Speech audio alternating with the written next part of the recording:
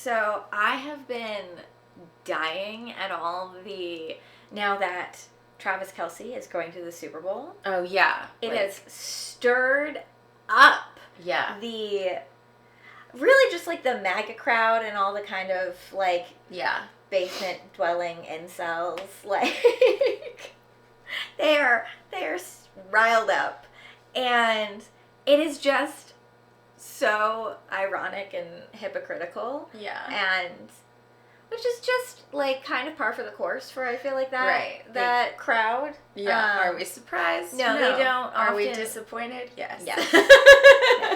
The irony is often missed. As soon as the Kansas City Chiefs and Travis Kelce, Mr. Pfizer. Yes, exactly. That was my favorite. I was like, who's Mr. Pfizer? And I had to like look it up. And I'm like, oh, because the man did a fucking commercial for a vaccine. For the COVID vaccine. Right, okay. Yeah. That's one of the things they're all in arms about is like, you now got Mr. Pfizer with Mrs. registers everyone to vote and is pro-Biden as a couple, and the Republicans are just beside themselves. Yeah. Well. And, I mean, you've got, like, what's his name? Swami, who was he went off and was like, this I pulled up what he wrote. Oh my God. You should just read it. Okay. It's completely unhinged. I wonder who's going to win the Super Bowl next month, he tweeted. And I wonder if there's a major presidential endorsement coming from an artificially, culturally propped up couple this fall. Just some wild speculation over here. Let's see how it ages over the next 8 months. Well, hopefully better than your presidential primary campaign. Yes. Because, I think it's a brilliant idea for them to go on stage at the halftime show and endorse Biden. But I obviously don't think about safety, because that's insane that a pop star and a football player have to worry about safety for expressing a political opinion in a fucking democracy. But here we are. Yeah. I don't need them to do it during the Super Bowl. Like, let's not rile up the masses anymore. We already know where they stand. Like, it's the fact that it's even a conversation and that these people are, like, just making ludicrous claims that the whole thing's been rigged so that... Oh, that it's an op? It's a psyop? Yeah. Like, their whole relationship, and I'm just like... Like, oh, man. The amount of Kool-Aid being consumed. Guzzled. Just... mainlined. I mean, there's just, like, such a lack of, like, critical thinking. Yeah. And that's the thing that, like, you see all these videos, too, of, like, you know, comedians or at least people who are very quick-witted and funny. Interviewing kind of man-on-the-street Republicans. Mm-hmm. And they never see the hypocrisy or the irony. No. Like, even when it's presented to them. Yeah. Jordan Klepper on The Daily Show does a great job with that. Perfect example, but, the people he interviewed, and he's not subtle about it. No, not at all. I mean, and just the level of conspiracy theories, like, surrounding the Super Bowl, which is also, like, typically kind of a middle America. Well, I think that's the thing. Yeah. Is that, like, that group of people thinks that we've, like, taken something from them. Right. Because... Well, and also, if Swift. If you just look at the numbers, like, there have been people who have, like, done the math of how much coverage, like, in seconds she's getting. Oh, versus, yes, like, nothing. It's nothing. It's 10 to 12 seconds per game. Like, the most she's gotten is, like, 30 seconds of coverage, but on average, it's, like, 10 to 12 seconds per game. And they were, like, saying how, you know, Jack Nicholson, when he was at the Lakers, every single game got way more coverage than that seconds-wise. Yeah. You know, there's Spike Lee always at games, always getting coverage. It's just because it's Taylor Swift and it's a woman. Yeah. I mean, they would pan to Giselle Bundchen as much when she was married to Tom Brady. Yeah. Nobody freaked the F out. No. And they're gonna pan to people. It's not like that isn't part of watching a game on television. They pan to the crowd. So now they pan to Taylor sometimes. I mean, but I think they're super cute. I needed, like, since we haven't had sunlight for, like, you know, an eternity. Right. I went through and I looked at all the, like, PDA pictures of them after they won. Oh, right, yes. Oh my god! It gave me, like, it was like a little dopamine shot in my brain. Yeah. And my little ADHD-addled brain was like, ee! I'm just amazed by how much news coverage this is all gotten. Yeah. Like, I have seen so many news reports of people doing the math of whether or not Taylor is going to be able to make it to Vegas from Tokyo, because she's got her last show in Tokyo, and then the next day is the Super Bowl. But she's like 16 hours ahead or something. Yeah, so she's going to go back in time. Yeah, which... funniest thing I've ever seen. There's actually a episode of The West Wing? Yes! That literally solves it. Like, does the exact math. Yeah. And they're all having the conversation, confused about the time change and, like, she's going back in time, like, how does that work, and da-da-da-da, and fucking hilarious. I know, I saw that too, and I was like, I mean, I love The West Wing, and I remember that scene, and, like, like, it's like what you were saying about why is it they think it's a bad thing that she got all these people to, like, register to vote. Right. And it's a democracy. The more people that are registered to vote, the better. Yeah. Well, that's exactly why, like just hearing that should like cause alarm bells to go off in your brain, being like, yeah, they're upset with her getting people to vote. Like, that's the reality of it. Because she's getting the wrong people to vote. And it's like, well, no, that's not how it works. No, you don't. Yeah. There aren't the wrong people to vote. They live here. They're citizens. Yeah. Well, it's exactly what we're seeing with voter suppression. Mm-hmm. So it's not at all surprising. It's not surprising, but disappointing. But I saw that there was, like, they're going to send Kid Rock to try and, like, get right-wing people registered to vote. Kid Rock is, like, one of the Republican Party's, like, famous people that they trot out on stage. I know, but I'm just saying, like, as a respectable person in the government, as a grown-up. Right, that's who you're going to use. When you say that, okay, Taylor Swift, she might not be your cup of tea, but she is a billionaire, self-made woman who was Time Person of the Year. And then your party's answer is Kid Rock. Yeah. Well, their party's answer is also Donald Trump. So, fair enough. There is that. And Donald Trump apparently, allegedly, said that he thinks he's more famous than Taylor Swift. Oh, no. And that this isn't a problem at all because he's more famous than Taylor Swift, and he has more support, more fans than Taylor Swift. Oh my God, he's gonna get the Swifties coming after him. Yeah, well, which is really funny because even social media numbers alone, he's got like 24 million to her 240 million. So, yeah, it's not even a competition. It's just another crock o' shit from the mouth of Trump. Oh, from the big Cheeto himself. Yeah. So I was thinking we've hashed out, at least a little bit, the tween takeover of Sephora. Yeah. What we didn't ever touch upon is that's more Gen Alpha, which actually I have an opinion about. That Gen Z has so much to say about millennial fashion. Oh yeah, no, this is my hill to die on. Yeah. And I feel like, though, that actually Gen Z doesn't give a fuck. I think millennials are now getting bullied by their Gen Alpha kids who are being like, ew, Mom, a middle part is so, like, last year, it's a side part again. Or, like, why are you wearing skinny jeans with ankle boots? Yeah. Like, that's so 2015. And I think it's Alpha. I don't think it's Gen Z. I think Gen Z is like, I wear whatever the fuck I want, calm down. Yeah, I mean, because that's always my thing, is like, you see these things, because we're We're like elder millennial Yes. women. Like, we're not even. No, we're elder millennials. We're 80s millennials. Well, like. I heard that a Gen Zer referred to us as geriatric millennials. Well, that person can go fuck themselves. Because, Like, that's not nice. that's rude.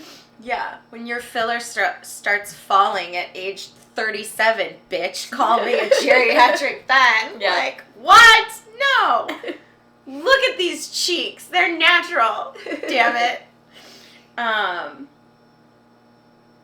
Oh, that hurts. Geriatric. There's something about that word. I'm like, It's like how, like, if we were to get pregnant now, it'd be it's a geriatric pregnancy. Yeah. They don't have that, like, that aisle at Party City. No. for that baby shower. No. Congratulations. Your geriatric pregnancy. Welcome to over 35. Yeah, so rude. So gross. I just think, who cares what little teeny boppers are wearing? I don't want to look 22. Honestly, I don't want to dress like I'm 22. I want to occupy the fashions that become fashionable, that they come up with, that are more comfortable. yeah, I love that Gen Z does not go out into the club in heels. Apparently, they go out in like sneakers. Sneakers. I'm all about that. I love that for them. Love the like more of a relaxed fit jean. Yeah, I mean, I do love a skinny jean with an ankle boot still. Yeah. But that's like if you're trying to be like classy. yeah, like there are just certain outfits that's what I don't care. Like, if I feel like I look good in it, I'm never going back to low rise. I don't care. Oh, no. I'm mid to high rise all day, every day. Yeah. And there's nothing you can do to change my mind. And it's like, yeah, okay, low rise, I did that. I did that. Since this has become a topic of conversation, I have just, while walking around Manhattan, seen all the things that are in or out, or like they're a plethora of people. There's not like suddenly it's like, oh my god, look at that one person wearing skinny jeans and ankle boots. It's like, no, I can find like on the subway, like pick 3 people within a like 2-foot radius and find it. But yeah, so I just want to implore other millennials out there. Wear what you want. Wear what you want. What makes you happy and feel confident, and fuck the haters. Wear what you want to wear. Yeah. Let your freak flag fly. All of that may be true, but also, we both still love fashion. Oh, yeah, totally. And are interested in trends and wear certain trends and aren't opposed to anything new as well. So it really, like, it just shouldn't be so limiting. I think, you should just, like, don't ditch what has worked for you in the past just because there's new stuff. Just, like, incorporate the new stuff. Yeah. And I'm all about, like, sneakers as, like, you know, fancy clothes, counting as fancy clothes. I am all about that. My sciatica is all about that. I was wearing Converse to clubs before it was cool. I know. And the club scene in the early the early 2000s was amazing. I mean, we didn't have like really any social media. Nobody had smartphones that they were like capturing anything. If anything, we had digital cameras. Mm-hmm. We all had like our little digital camera wristlet. Yeah, so it was like flopping around. Yeah, carrying around. And yeah, it was just, I mean, what I'm hearing now about, like, nobody even dances in clubs now, I'm hearing. Oh, yeah, because they don't want to be, like, don't want to, like, go viral for something stupid. I'm like, what's the point of going then? I mean, I kind of, like, you know how, like younger generations are now like, oh my god, Y2K, I wish I had been alive then. And we're all just kind of like, yeah, okay, it was not that great. But actually, there were some things about it that were pretty fucking epic. I mean, I feel like pre-social media, like growing up pre-social media is very lucky. So we are officially back in Vanderpump season. I do think this season is going to be good, even though this first episode was kind of a slow start, slow burn. some of the stuff that's... I mean, when it's like this season on Vanderpump, some of the shit I was like, wait, what? Like, what's happening? So much has happened that we've kind of experienced and seen kind of starting to play out. And all of this takes place like so soon after last season ended. Yeah. So we're back in the summer with them. And like, as viewers or fans of the show, at least, we get all that additional information of like what's been going on in their lives. So that's going to be interesting to kind of... This is the first season where I feel like there's really been that much kind of coverage on them outside of the show. Yeah. So that'll be interesting to see, like, if the show changes at all. Also, we were talking about how weird it is. Like, there was that one shot of, like, Ariana dancing, and they, like, cut to, like, her POV, and it's just a wall of fans, like, behind, like, you know, a rope or whatever they have them back behind. Yeah. Just, like, videotaping and taking pictures and, like, screaming. And so... that didn't used to happen either. There wasn't this, like, there's, like, another level of observance happening. So I'll be curious how that changes the dynamic of the show. No, I totally agree. It's so weird. It's like the show used to be our peek into their lives. Right. So now that they became, like, news, so we all know that she has a boyfriend in New York, that she is playing Roxy Hart, that, like, she got her Lifetime movie, that, like... Yeah, did Dancing with the Stars. Yeah. But, so if we know all that stuff, how are they going to make the show worthwhile watching, you know? Like, other than, like, let's recap what happened the last 6 months that I already know happened to these beautiful people. Okay. Yeah, because in the past...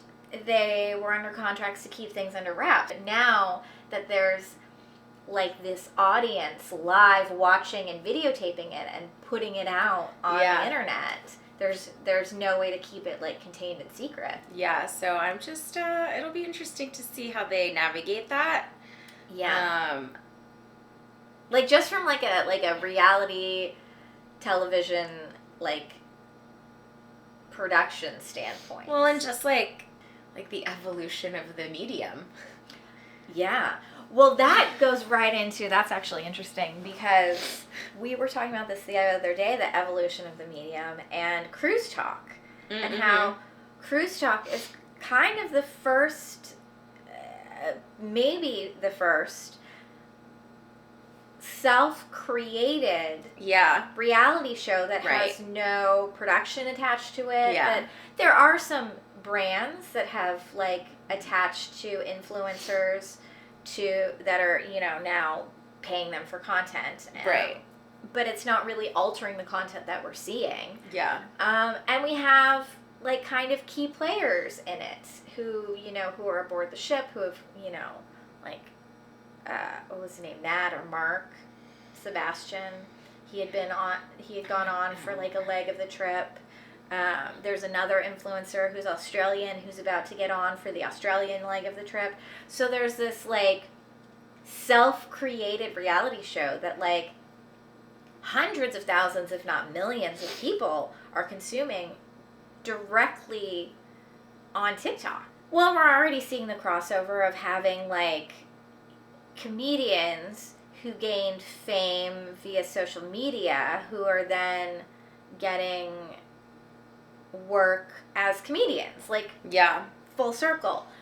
Or you're having influencers who are going on, like, talk shows now. It's not just celebrities and actors going on these things. It's influencers or, like, the new celebrity. It's all just so convoluted now. And there's the delineations of things are different.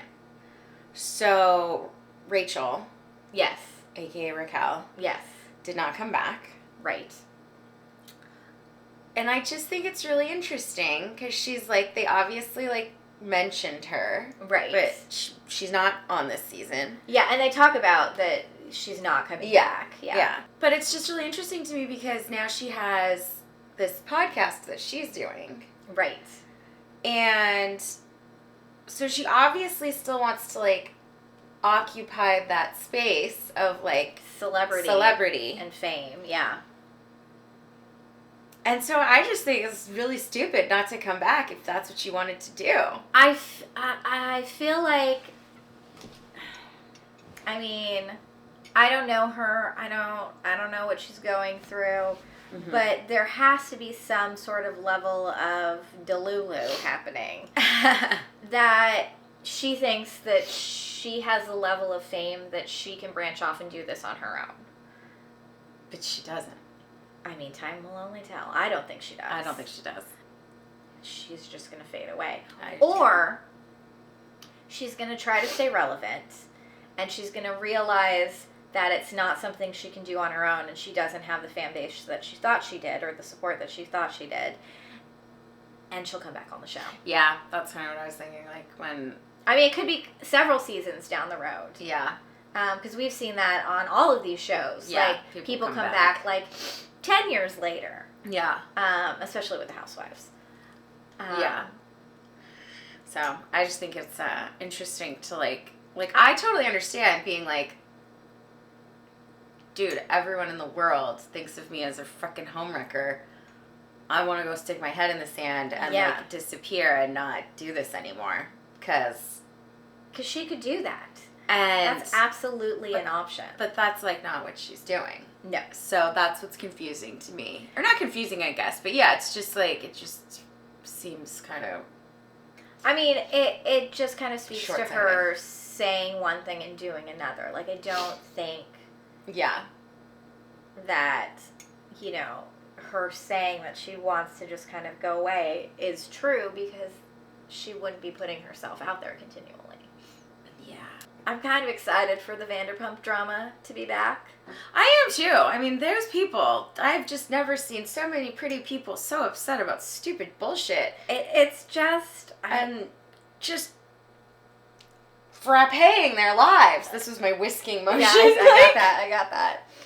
What the hell? It's so fascinating. And as a former Los Angeles server and bartender, there's just like a little part, I mean, nothing like their lives. No. That's a whole nother level. But there is something about just like from whence they came, like I like relate to that. Yeah. And like those original like seasons. Yeah. I mean, it's because none of them work at SUR anymore. No, I mean, that's what Lala was saying. She's like, it's not like when this show started and we were all 20 and servers and bartenders. Like, we're grown adults now. Like, this shit is embarrassing. So I also think that's going to be really interesting because... Yeah, they got fucking kids They've got kids now. They're like... They're in their 30s and 40s. Like, this is, you know, not the show we started with. So that'll be interesting to kind of see how, like, that evolves. I really just want, like... all these people to, like, leverage their 15 minutes of fame to do something that they want to do. Except maybe Sheena. I think Sheena just enjoys being famous. Yeah. And she's like, I'll fuck up my life for it. And, like, that's... likes being on reality TV. And that's her happy place. Yeah. And more power to you, Loves girl. doing her podcast. So it's just, like... I kind of feel like Lala and Sheena are both the same in that sort of way. Lala had, like... They all had acting aspirations, and singing aspirations, and some sort of entertainment field aspirations. Yeah. That's why they all went on this show. Like, that's the reality, and we know that. But Ariana is like, she really took that bull by the horns. And her team is like chef's kiss. Just kind of pivoting her, like knowing she's a reality star and not losing sight of that and of what made her famous, but pivoting just enough to be like, she can act, she can dance, she actually is a trained theater kid. Yeah. Like, she went to school for it. Whether or not she's good, I don't know. I know. I haven't seen any. Did you ever see, what Lifetime movie was it? I don't know. She played a cop. Yeah. I didn't see that. We should watch it. Yeah. So I can't... I hope she's good. I hope she's good, too. She got 3rd place on Dancing with the Stars, so she knows how to, like, maintain, like... Dance and, like, perform for a crowd. I mean, I saw some of her dances on that, and they were pretty good. Yeah, she was good. Sandoval... He's not in the first episode, but we watched, like, their, like, after show or whatever. Right. And then I watched, like, some highlight reel of, like, Nick Viles' podcast with him. I sent it to you. Yes, I saw it. And He's just such a whiny little baby. I know. He's just... Like, just even the way he talks now. Because at some point, and I think Nick Viall even said this, because I didn't watch, I just have seen clips from it, I haven't watched the Yeah, I whole didn't thing. watch the whole thing either. But at some point, doesn't he say, like, when are you going to let this go? Yeah. Like, why are you still talking Yeah, about he this? does. He's just, like, this pathetic sad sack, and it's like, okay, you don't get to be a victim and the villain at the same time. No. You're just annoying, and I'm over it. Like, just, it's done. Pick a lane. Like, just move on. Yeah. It's done. And, like, the other thing, too, is, like, he did it. Yeah. You made choices that made everyone hate you. That's the thing. He made choices, and he's not owning up to them, which is what is just, like, the final nail in his coffin. Yeah. Yeah, it's going to be... It's going to be a fun ride. It's going to be a fun ride. It's going to be a good season. Yep. Stay tuned. Yep.